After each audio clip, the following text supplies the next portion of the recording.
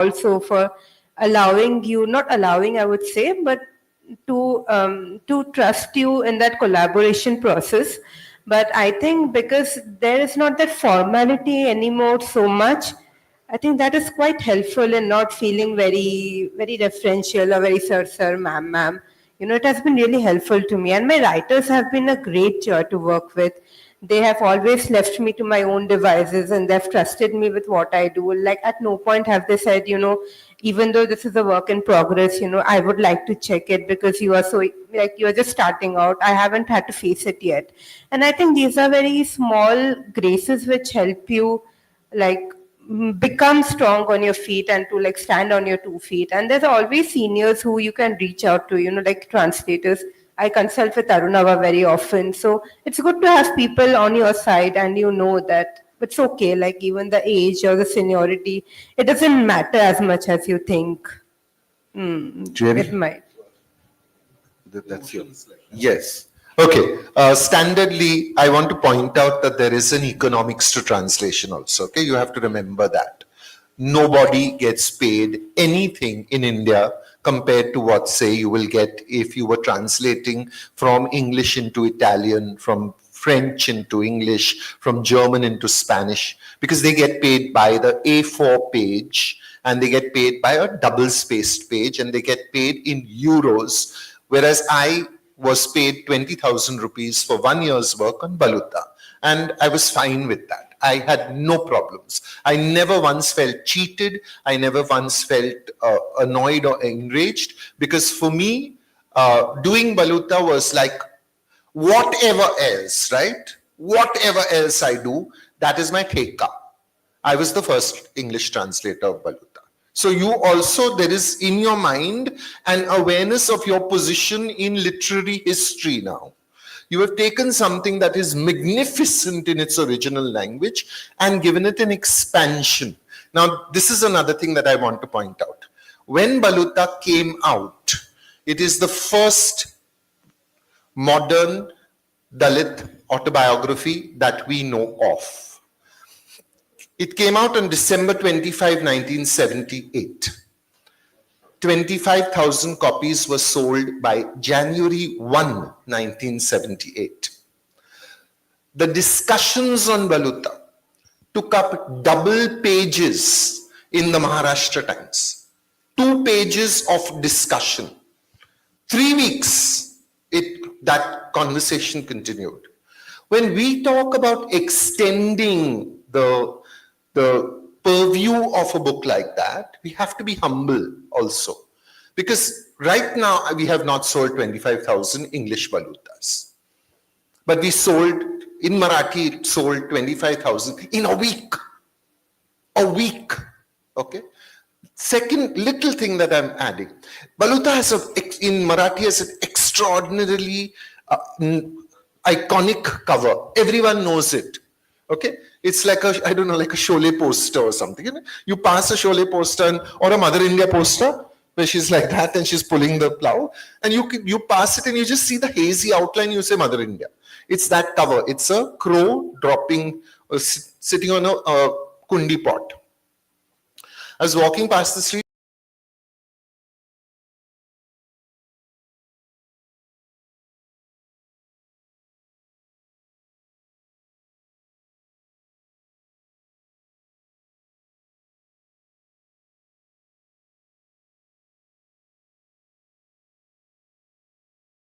Pirated, and she said, good, no, more people will read. Now, there is a certain difference in that sense of the way a book needs to go out and what a book has to do, which is very different from the English attitude, which is the book must go out and it must do well, but it must also, each time it goes out, I must get my royalties. Otherwise, I am cheated. Since that moment, when I heard those lines, good, no, more people will read, I changed my attitude to piracy. I now believe that you need, if you have written the book, if you have translated the book, you want to be a sporangiophore. You want to rewrite the hard disk of everybody who's read the book. You want to wipe their minds of a certain way of thinking and introduce a new way. That's why we write. That's why we translate. If we hold on to that central thing, that this is about communication, that this is about messaging, this is about sending it out into the world, then suddenly everything changes in your act of translation. You become respectful, you become, you know that you are only a pipe, okay? Tukaram puts it beautifully, he says, why thank me? Why do you thank me for what I said? I am the scoop. You must thank the grain.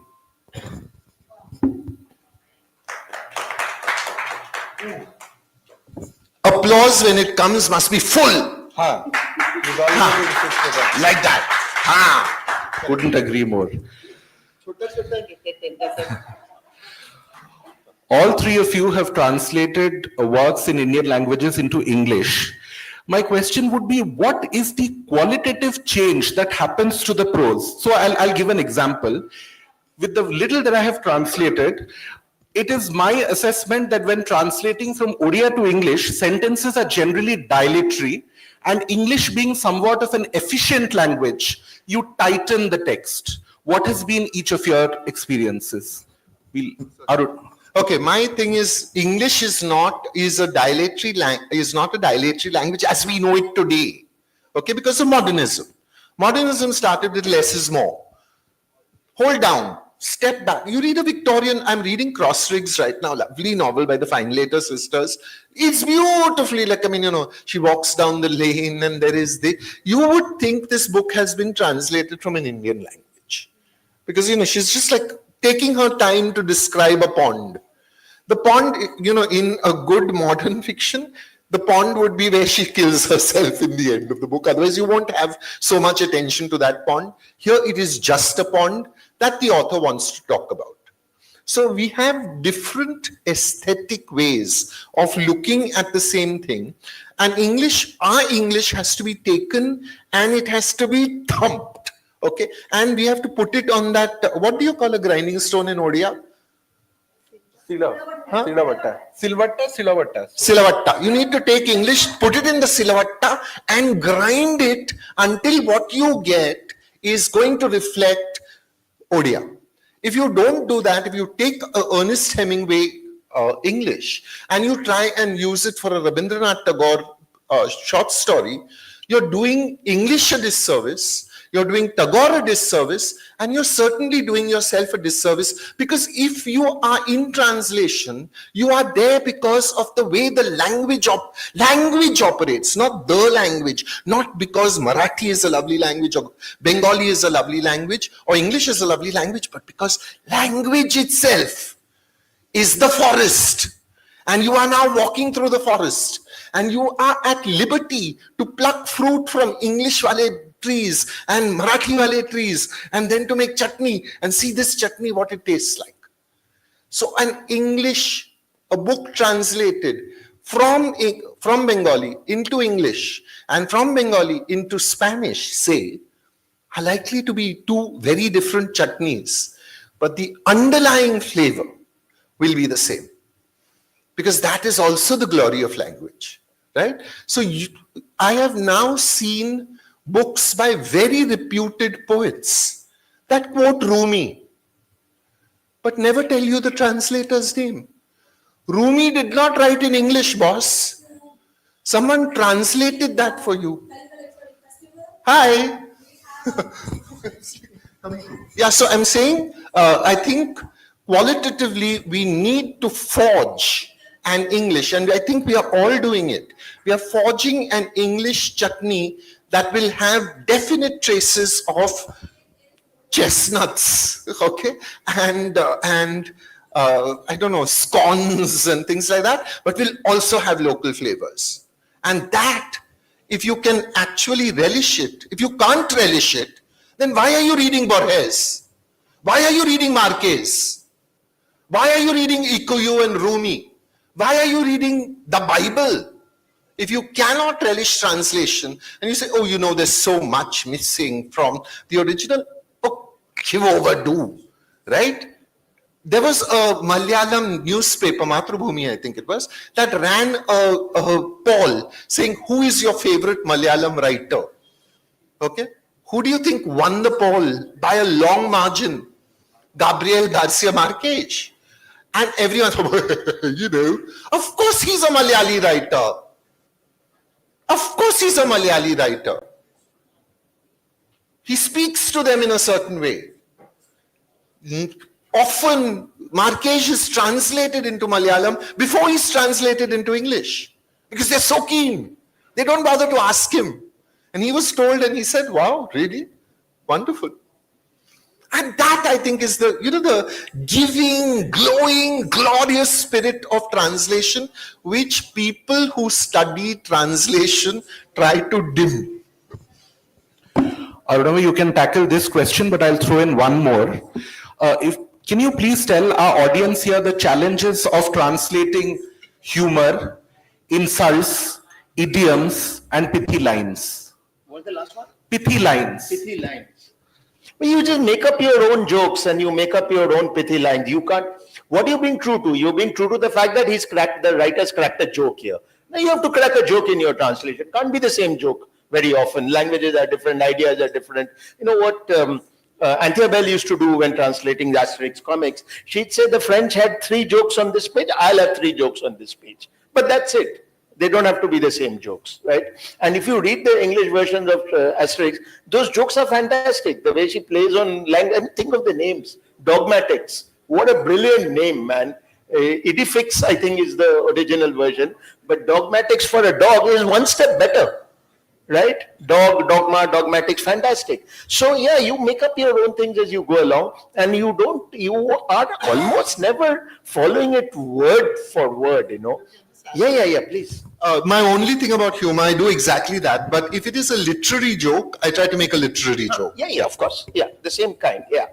And pithy lines and so on. But going back to that earlier point, then you're talking about English being a dilatory. The Indian language is being dilatory, but it works the other way also. For example, in Bengali, typically of Bengali, you will have entire sentences without verbs or subjects or objects, right? For example, here's a line: "Akhon she nischinto." Right now, he's calm. He's reassured. Now, in English, you will need an article, you will need a verb, you will need all kinds of stuff. Indian languages can do that compression very well. So it cuts both ways. Sometimes you end up using more words in English even too. But of course, as Jerry said, if you try to, in Bangla, Rabindranath will light with a beautiful lightness of touch, which will translate literally into English as the clouds in the sky of his heart and da, which looks quite ridiculous in English, right? You can't do that. But at the same time, you have to reduce it, but you have to reduce it in a way that the lightness and the poetry remains. So you end up actually creating stuff of your own,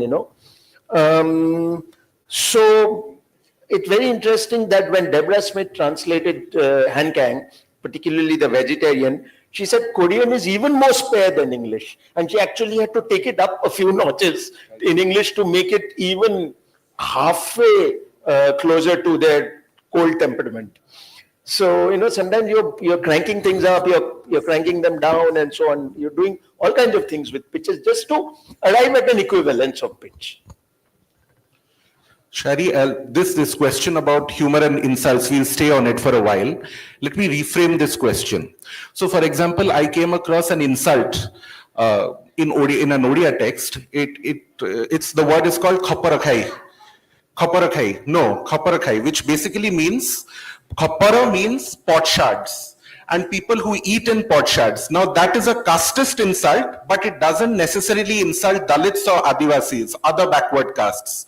So what happens is that when there is a difference in the value systems of the language themselves, in Odia language, it is not considered that big of an insult. But the moment you're translating it into English, you have to be careful. So have you come across such a situation? How would you tackle that? I think the closest that I can remember, it's not an insult really, but I was translating Chandan, who writes in this Deoghariya dialect of Hindi. And there was a line which said something like "Kyare Mohan," Okay, and then I could not catch it because, of course, I'm not very familiar with the Deogaria English. And I put it in my text as like, what Mohan, something of to that effect. And I was quite lost, like, who is this Mohan character? Abhi tha nahi, then suddenly he's here. And then my editor, she caught it and she's like, who is this Mohan? Where did he come from? And this is many months after I'd left the text, and I had to go back and look at it. And I was like, yeah, like, how did I just send it off before checking it with Chandan? And then I told him, what is this Mohan bit? Like, I can't understand, there's no character. Then he said that in Deoghariya towns of Uttar Pradesh, Mohan is a man who is effeminate. Okay, it's not necessarily an insult, but if I tell you "Kya re Mohan," so it's like you didn't stand up to your bullies or your wife or you're henpecked. So it's something like that. It's not exactly an insult, but you know that this man is not 100% a man. Maybe it's 99% a man, right? So you have to like bring it. Now I'm thinking how I have to retain that one. It's only one word, Mohan, but then I have to also convey that this guy is like a bit effeminate. So what do I do? So I can't remember what I eventually ended up with, but that is the kind of challenge that you often encounter with a very special dialect or very special regions when you're tackling with, right? So something like that, I think. Kyare Mohan, I think it still haunts me sometimes. And like I can't remember, but I would like to go back and see what I ended up doing with This it. is what makes translation so fantastic. Absolutely. Yes. So my problem was with Ray. So in Marathi we have Ray. Like kya Ray? In Konkani we have Ray. With it is Kit Ray. Ray is a lot more affectionate than Ray. Ray is slightly irritated. Kya Ray? Kya kar raha hai Ray? Okay. Ray then becomes that kind of like, oh, and all of it depends on intonation. Okay, like how you are saying that Ray.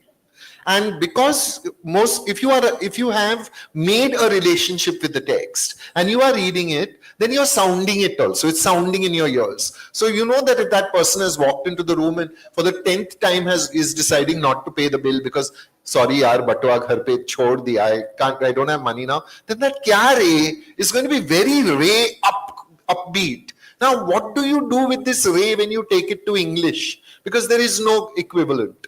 The only equivalent is in Indian Roman Catholic Goan English where we have men. What men? Again, you didn't bring your this thing over. Or in North India, you will have yaar. Kya yaar? And now that if you translate that yaar as what friend, okay, it's not going to work, right? So often now, for instance, I leave array alone. You take that array. If I can understand ciao, and I can understand, Italian words popping up in English, you can understand one. Array, what are you doing? You can understand it.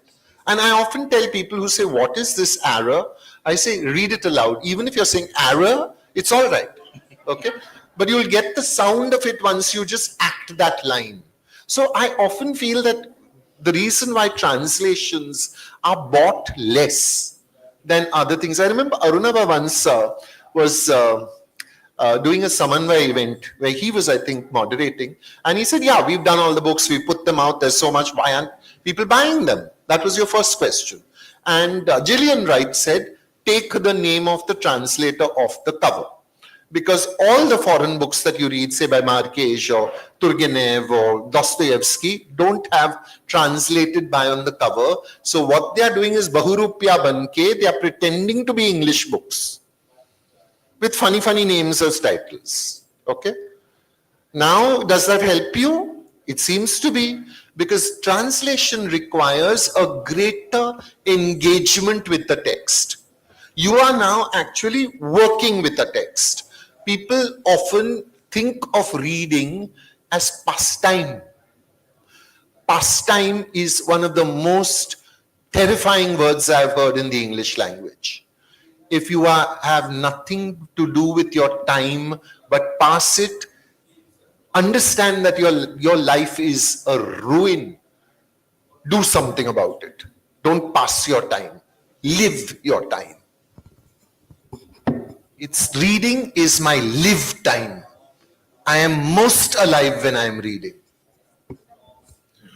Arunava, talking about deep engagement with texts, I think every text, the prose marches to a certain beat. I'll peg this question to an example in Oriya, which I think everybody will understand.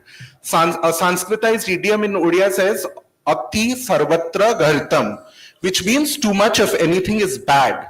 The same thing has also been expressed in Oriya as Atiru iti, grasp all, lose all. So going toe to toe with the beat of the original prose, how do you handle that? Can you give us an example of having dealt with such a situation? And definitely you have.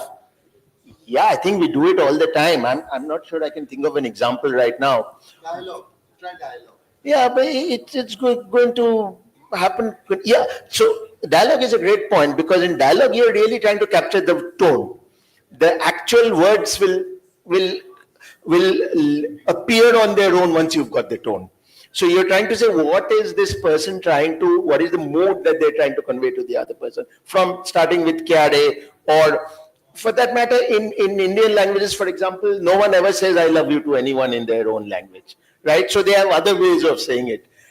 I once was at a Bengali, like a little celebration for Durga Puja, and all the children would stand up and do their little poem and all. And at the end, people would say, Uri Baba. Okay. Now, this Uri Baba, almost as if you're saying, look what presumption this child has. He's going to stand up and read a poem. But actually, it is, oh, what a sweet kid this is. We love this kid. Yeah. I kept thinking, if this Uri Baba turned up in a text, every Bengali would be smiling as they read it, and everyone else would be saying, what? So some things are so embedded in, and their roots are so deep.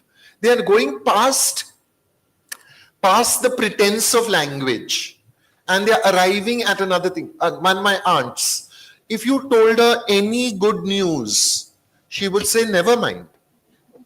And what was her never mind? Her never mind was the problem of evil eye. Because you have just, Shairi has just said, oh, I got my first translation out. Never mind, says my aunt. Now, what does that mean? She has pretended to the evil spirits that this is Shairi has done something bad. So never mind, don't worry, Baba. Okay? And the evil spirits go away. Now, this is embedded not just in that never mind, it is embedded in your belief in a hostile universe and your love and protection of the person you like, saying, I'm actually doing this to you, and Chumantar, I'm getting rid of all these things. All that is in this never mind.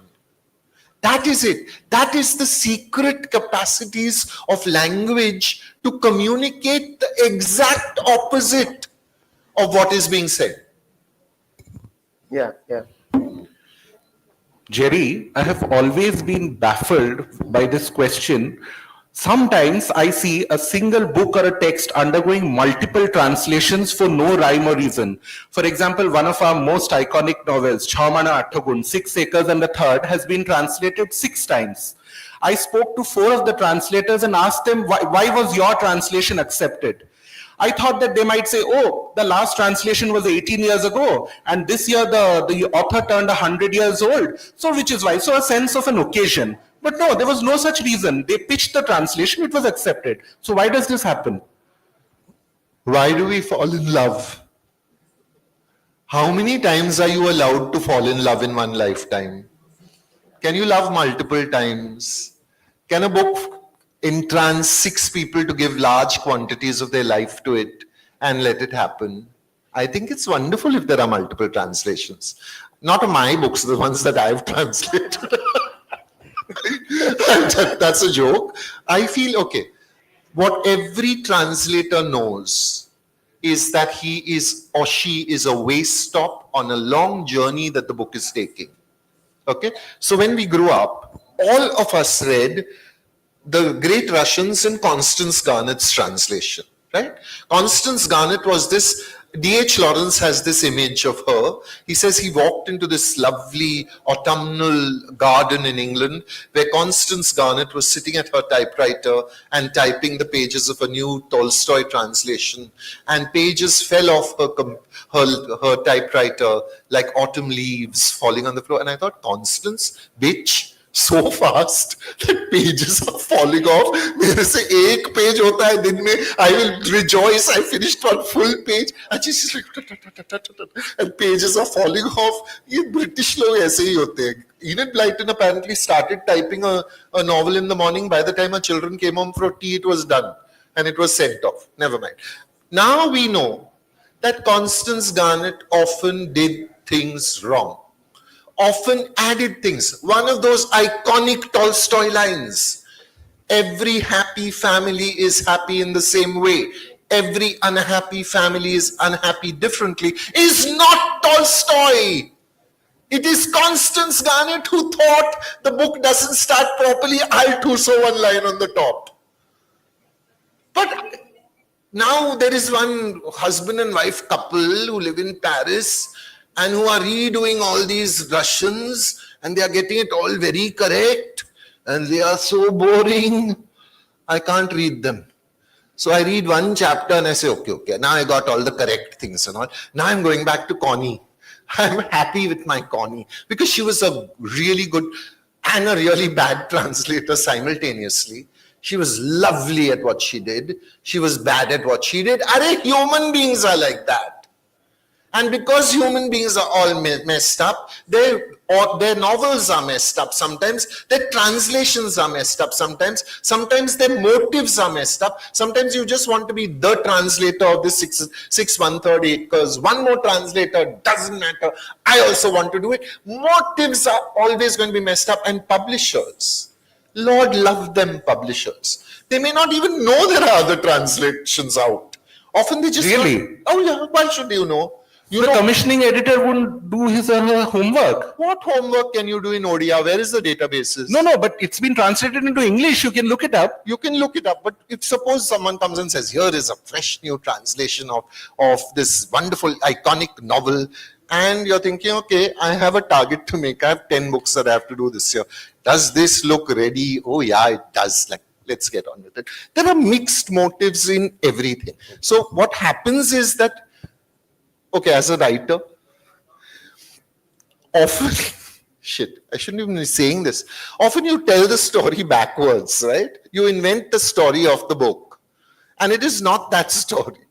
It just happened somewhere else. But because you can't, if someone says, how did the education of Yuri begin? You can't say, well, I wrote I, and then I wrote another word, and I wrote a third word, and then it was like 100,000 words, so I sent it to my... That's not a story. No one's going to be happy with it. So you say, I was walking down the street when suddenly, really? How wonderful it is that books jump into your head like that, suddenly, etc. But we all live in stories. We are not to be trusted. We are human. There is nothing in us that is a one single stream of beautiful truth. It is mixed. So there will be mixed reasons for 6.5 acres. One day, you should read all 6 and do an analysis of what possibly could have been the changes. There is, I mean, you can even ask ChatGPT to do it now. Feed all 6 in, ChatGPT will tell you why there are, what the 6 different versions do.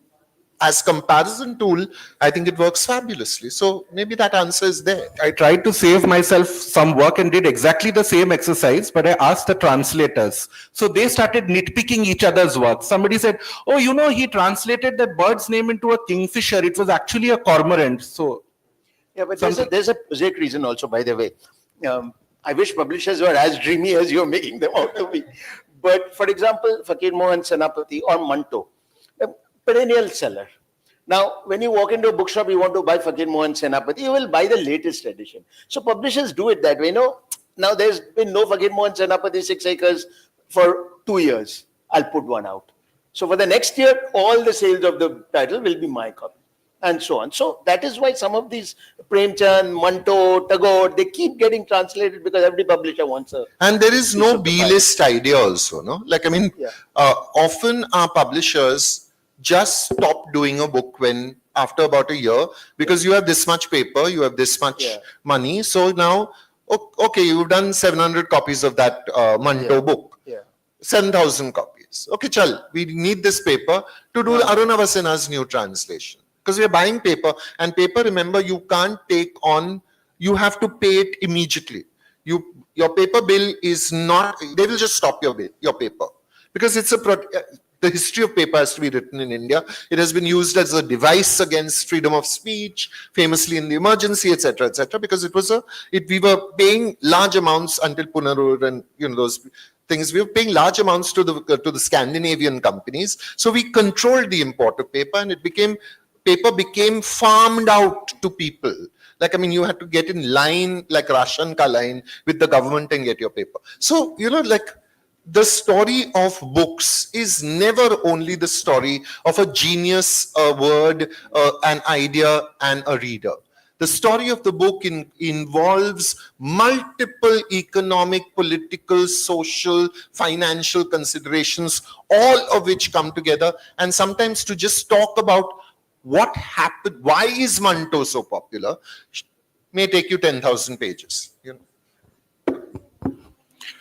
So, apart from the fact that you pick up a text because you're in love with the prose, what other considerations go into your choices? For example, are you guided by your own politics? I don't mean left-wing, right-wing, BJP, Congress. I mean, you want to include voices from the margins, subaltern voices, queer voices. So we let first Shairi tackle that question, and then we'll come to you. Yeah, very much. I think my first books sort of came to me, but now I'm trying to translate more women. I think as a woman, I do feel more connection to women writers.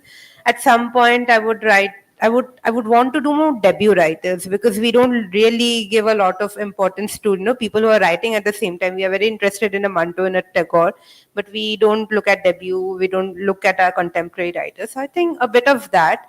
And when you are in the ecosystem long enough, I think projects sort of keep coming to you as well, because sometimes an author learns about you and they are very happy to send you out a sample to give you a taste of what they're writing. And they're like, like, what do you think? And sometimes you really do like it. And then you do a sample, you give it back to them, and you form a lovely relationship. So I think a lot of translation collaborations are also friendships. I think both of you would agree.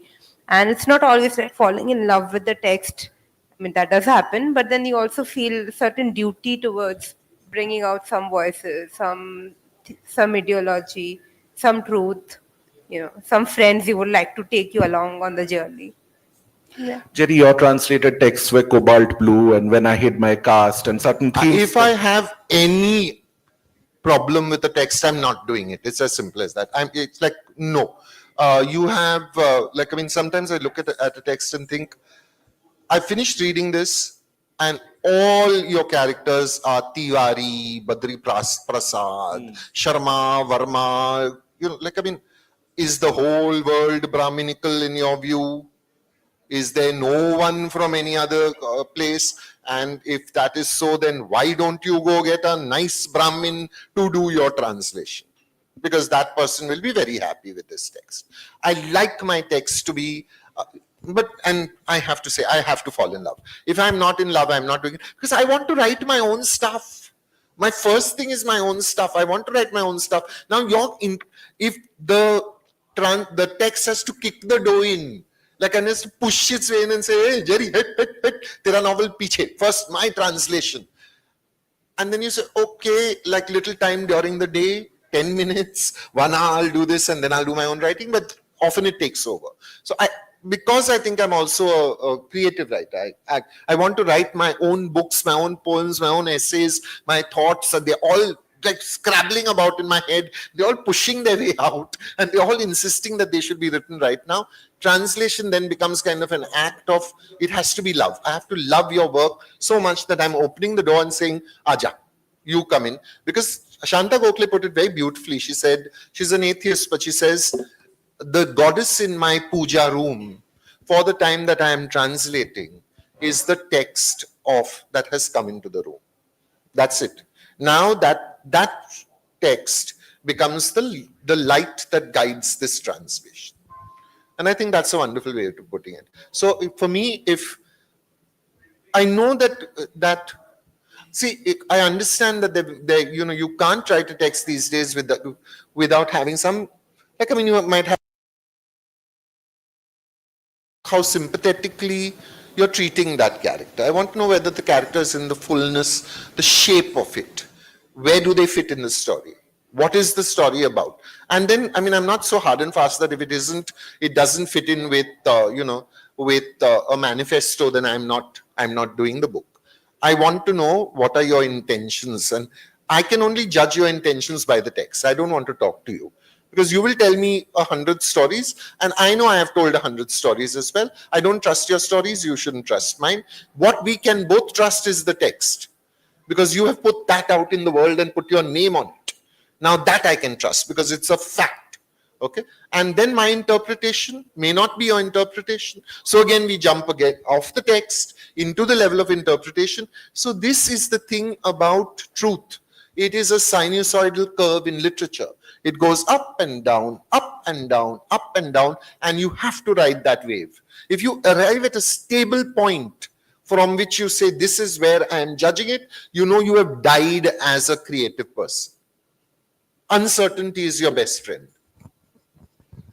So while you were speaking, Jerry, I'm sure you noticed the volunteer walked up and very kindly suggested that we have only 4-5 minutes to go, and picked out the dry cleaning tag attached to my kurta as well. So thank you very much. That was very kind of you. Saved me a lot of embarrassment for the rest of the day. So this is the last question, and then I hope the audience has some questions. All of you share with us some memorable encounters with authors and their families when it comes to receiving permissions to translate texts. Oh,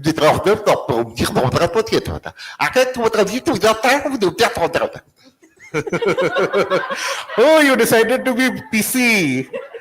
No, you don't have to take names. You can just tell the story. If in India we are so fond of saying we love our parents that we hate, even when we hate our parents, we love our parents. So I would much rather deal with the author, the live author, because they just know where, like, I mean, I think when you meet the author and they get a sense, a smell of your intentions, they can see that there's no agenda. They're willing to work with you. Children sometimes, man, seriously. You have children, na? Make sure your literary executor is not your child. Get someone else. But then your literary executor might get dementia if it's the same age group as you. So younger person, trustworthy person, reading person, my gosh, impossible. Arunava? So there is this great woman writer in Bengali, wicked sense of humor, old as the hills and dead now. Fantastic story. I translated, then I reach out to her granddaughter who manages her estate, and she says, nothing doing, only I will translate her. I said, great, translate the story then. She said, no, I don't have the time. So I said, how old are you? She said, 70. I said, you will die soon. So, I mean, I didn't say it. He is now writing a book that will not sell called How to Win Friends and Influence People. I mean, you will die soon. I didn't say it loud. In my head, I said, you will die soon. Do I have to wait that long? So anyway, I said, please, no. I said, okay, someday you will translate it. Until then, I want this translation for an anthology, one-time usage, right? So let me do it. No, never. I will not allow it. So I said, okay, what makes you think that only you can do it? Why will you not let anyone else do it? Because I know best. I said, because she's your grandmother. Yes. I said, okay. I mean, you can't argue with lack of logic, right? So what I did was I put the translation out on the internet. I said, well, people are going to read it whether you like it or not. It might not go through the formal system. I put it on my blog. I shared it with everybody I knew on earth. Well, almost everybody. And they all read it and they talked about it. So that was the story. Shairi, any memorable encounters? I've had mostly happy experiences because I work with live authors mostly. But I did do a sample of this man who died sometime in the 70s, I think. It's a trilogy. It's called Ek Gadhe Ki Atma Katha. I just looked up his name and I forgot again.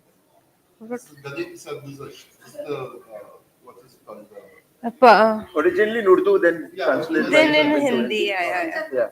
Huh? Kishan Krishan Chandra. Chandra, that's right.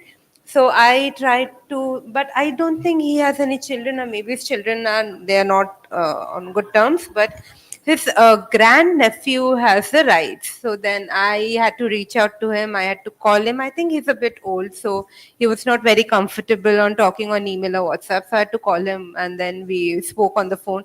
But he was also very happy to give permission to do a sample, and I sent it to Penguin and some grants that I'd applied for.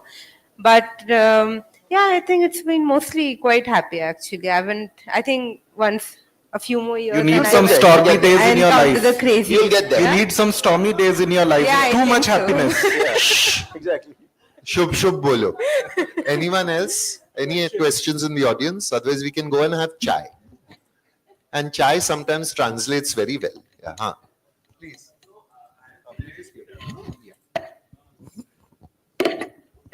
And pass it around to the next person. Yeah, so Jerry, I have read some of your translations as well as some of your anthologies, which were on Goa and Mumbai. But I'm yet to read your books, like say the Education of Yuri and the others. So do you? No, so do you feel that like a translator always gets typecasted as a translator because you yourself are also writing books of your own? So do you have any thoughts on that? As far as typecasting goes, na, this is a civilized audience. So the first question was not, you know Marathi or what? No, this is what they asked me. I have just translated a book. It has come out. Zahir hai, I should know some Marathi. Okay? But because your name is Jerry Pinto, the assumption is you only speak English, perhaps Portuguese, but you don't speak any Indian language. This is thanks to Raj Kapoor, who gave us Mrs. Disa. And Mrs. Disa determined how all Goan people speak English, speak Hindi or Marathi.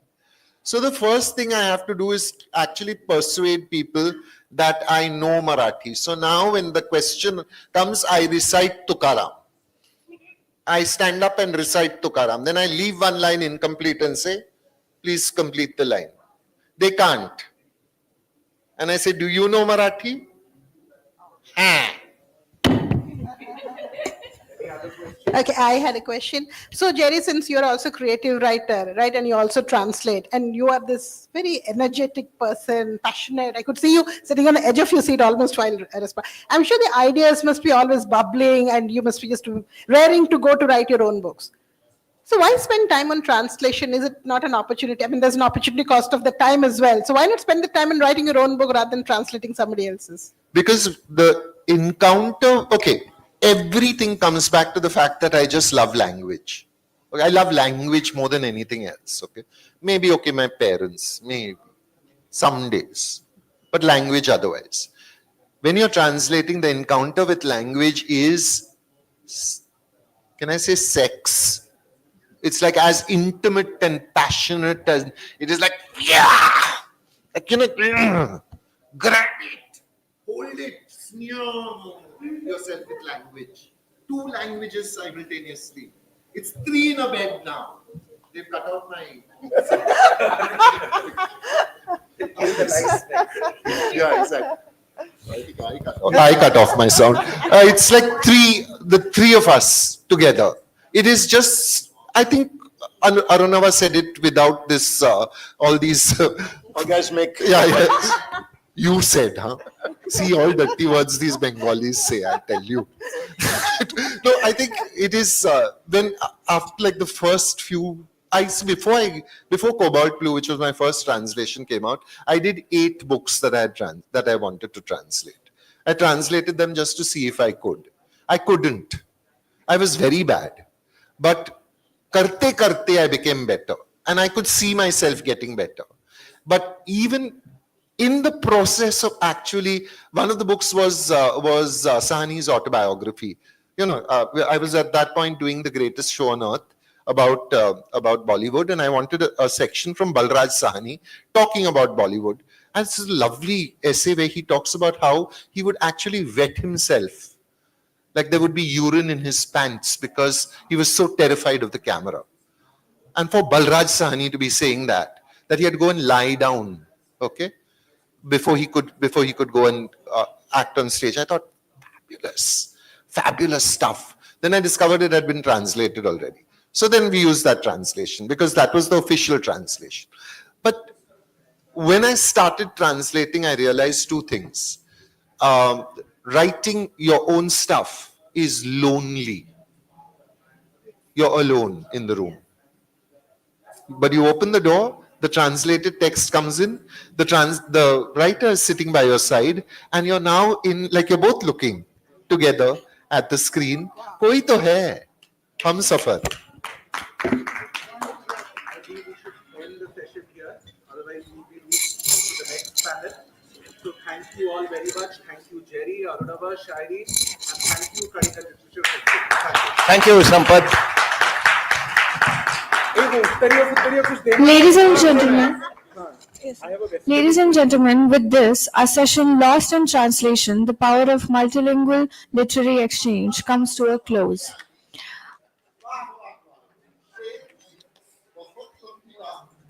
I must say it's been a truly thought-provoking and enriching discussion. Thanks to our esteemed speakers, Jerry Pinto Sir, Arunava Sinha, and Shairi Devnath, and our able moderator, Sampad Pattnaik.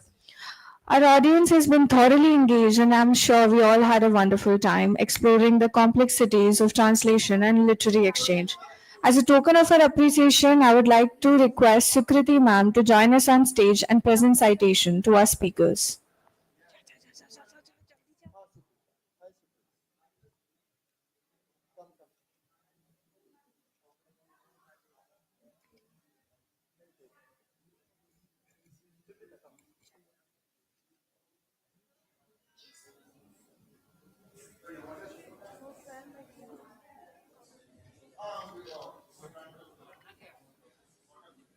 मेरे को wifi connect करके दे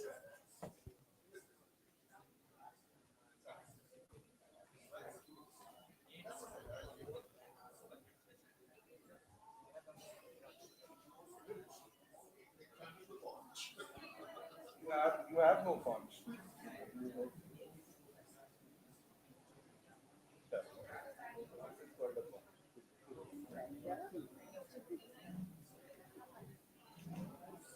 Anyone wants the name?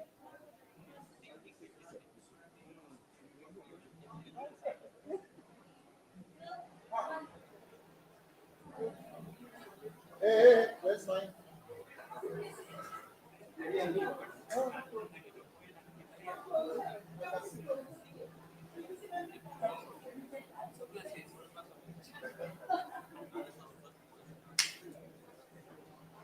Thank you. 1 minute. Arunava, you can miss your flight, but not the photograph. Thank you.